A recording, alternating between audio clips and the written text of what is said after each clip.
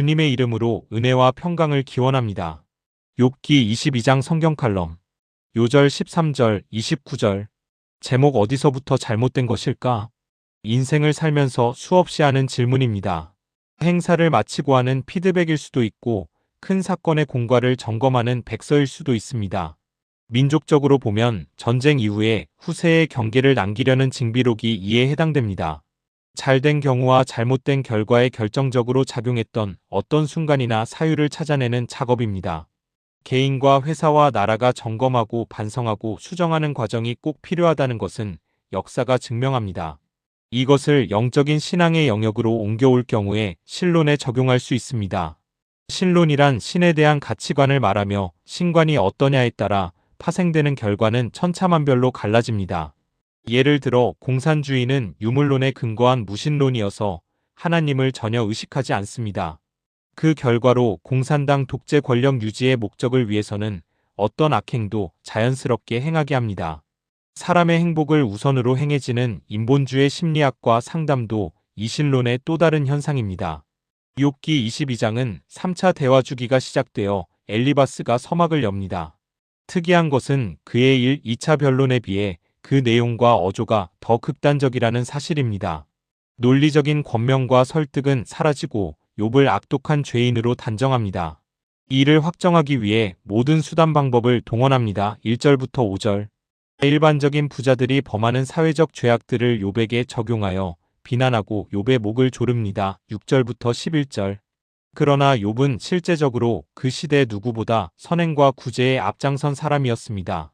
그가 고백한 것 중에 일부인 욥기 31장 16절부터 17절을 보겠습니다. 내가 언제 가난한 자의 소원을 막았거나 과부의 눈으로 하여금 실망하게 하였던가. 나만 혼자 내 떡덩이를 먹고 고아에게 그 조각을 먹이지 아니하였던가. 그렇다면 노신사의 품격을 나타냈던 엘리바스의 속담과 무리한 논리와 과격한 태도의 원인은 어디에서 왔을까요? 그가 믿던 하나님에 대한 가치관, 즉 신론이 이신론이었기 때문입니다. 이신론은 자연신론으로도 불리며 한마디로 정의하면 인간 이성에 의한 신의 이해입니다. 무신론과는 달리 창조주로서의 신은 인정합니다. 하지만 지으신 세계를 지배하시고 섭리하시는 인격적 존재로는 생각하지 않습니다. 인간의 합리적 사고 안에서 신을 이해하기에 계시와 기적을 부인하는 것으로 나아갑니다.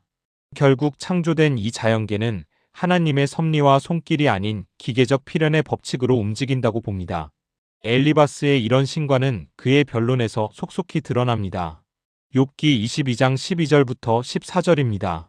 하나님은 높은 하늘에 계시지 아니하냐 보라 우두머리 별이 얼마나 높은가 그러나 내 말은 하나님이 무엇을 아시며 흑암 중에서 어찌 심판하실 수 있으랴 빽빽한 구름이 그를 가린즉 그가 보지 못하시고 둥근 하늘을 거니실 뿐이라 하는구나. 이신론을 현대적으로 대입하면 그리스도인들이 재림을 이야기할 때 불신자들이 조롱하는 것과 비슷합니다. 수천 년 동안 끄떡없던 저 하늘이 어떻게 무너질 수 있느냐며 자기 소견으로 비난하는 모습을 떠올리면 됩니다. 베드로후서 3장 3절부터 5절의 사도의 설파를 보겠습니다. 먼저 이것을 알지니 말세에 조롱하는 자들이 와서 자기의 정욕을 따라 행하며 조롱하여 이르되 주께서 강림하신다는 약속이 어디 있느냐. 조상들이 잔후로부터 만물이 처음 창조될 때와 같이 그냥 있다하니 이는 하늘이 옛적부터 있는 것과 땅이 물에서 나와 물로 성립된 것도 하나님의 말씀으로 된 것을 그들이 일부러 잊으려 함이로다.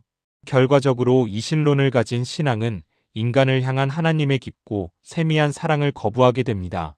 이신론을 정면으로 물리치는 신론이 섭리하시는 하나님입니다. 하나님의 섭리는 지극히 거룩함과 지혜의 권능으로 모든 창조물과 그 모든 행동을 보존하며 치리합니다. 하나님은 우주를 창조하실 뿐더러 창조하신 그 우주를 다스리십니다. 크고 작은 일들이나 선하고 악한 일의 모든 것이 목적에 따라 일어납니다. 그 특징은 인격적이고 궁극적으로는 좋은 것으로 결말을 맺습니다. 그리스도인의 섭리에 대한 고백이 로마서 8장 28절입니다. 우리가 알거니와 하나님을 사랑하는 자 곧 그의 뜻대로 부르심을 입은 자들에게는 모든 것이 합력하여 선을 이루느니라. 욥의 친구들이 아는 이신론적 신과 욥이 믿는 인격적인 하나님의 차이를 알 때 욥기는 이해됩니다. 인간이 만든 미신적인 하나님이 아닌 구속의 하나님을 섬기는 것이 얼마나 큰 축복인지 알 수 있습니다.